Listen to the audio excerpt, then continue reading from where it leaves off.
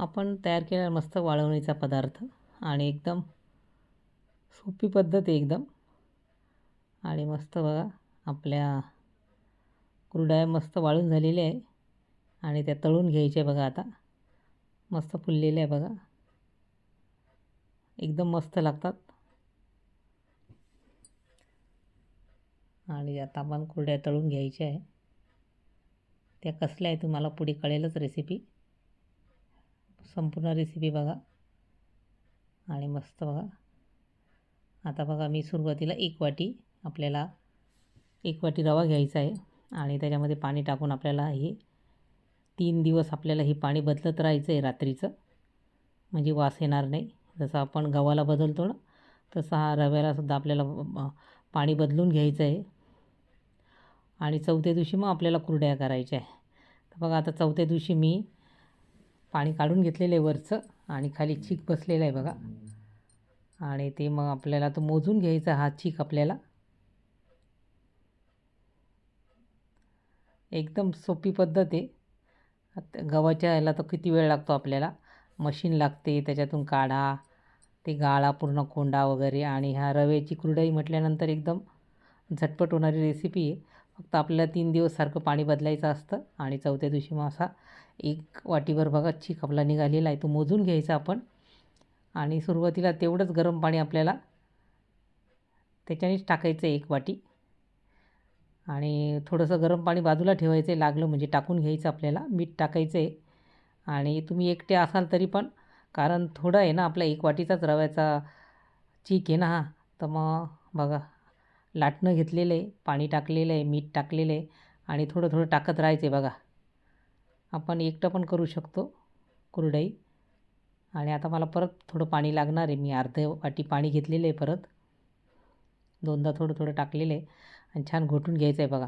एकदम आपल्याला असं वाटेल का आपण गव्हाचाच चीक घोटतो आहे आणि टेस्ट एकदम तशीच राहते.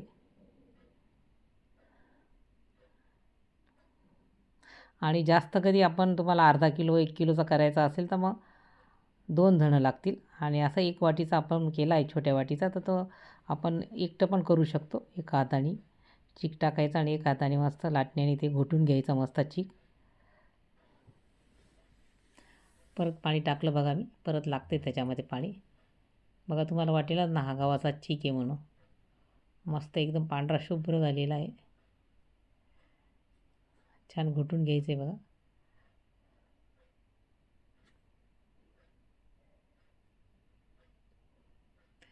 कुरड्या तर इतक्या मस्त लागतात असं वाटणारच नाही आपण रव्याच्या कुरड्या केलेल्या आहे. चव एकदम गव्हाचीच लागते, तशी आपण गव्हाची कुरडई तयार करतो तशी.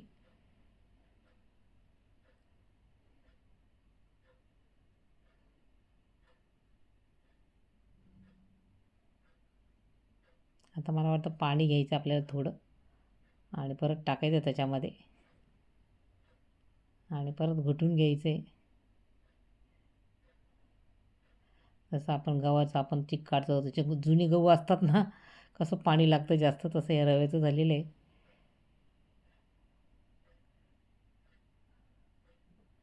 छान मस्त शिजू द्यायचं आपल्याला चीक रव्याचा आणि झाकण लावून थोड्या वेळ होऊ द्यायचं आहे.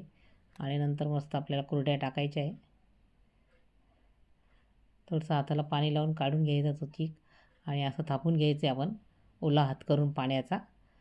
आणि नंतर झाकण ठेवायचं आपल्याला आणि थोड्या वेळ होऊ द्यायचा आहे मस्त चीक, म्हणजे कुरडई आपली तुटणार नाही. चांगला शिजल्यानंतर तर तशीच कुरडई राहते आणि कच्चा राहिला तर मग तुकडे पडतात कुरडईचे. आणि आता सोऱ्या घेतलेल्या आहे बघा मी, त्याला तेल लावून घेतलेलं आहे. आणि बघा आता आपला चीक मस्त तयार झालेला आहे. गरमागरम मस्त सोऱ्यामध्ये टाकायचा आणि मस्त कुरडई टाकायची आपल्याला.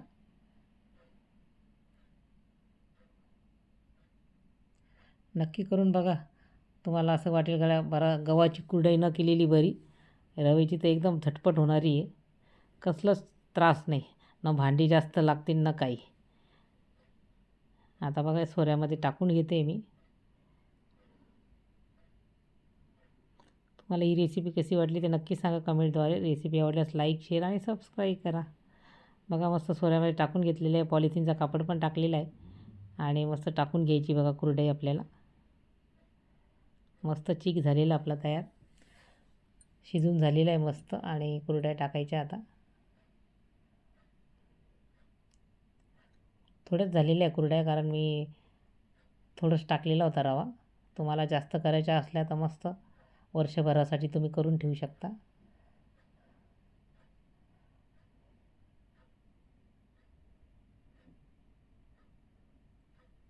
अशा सगळ्या टाकून घ्यायच्या आपल्याला.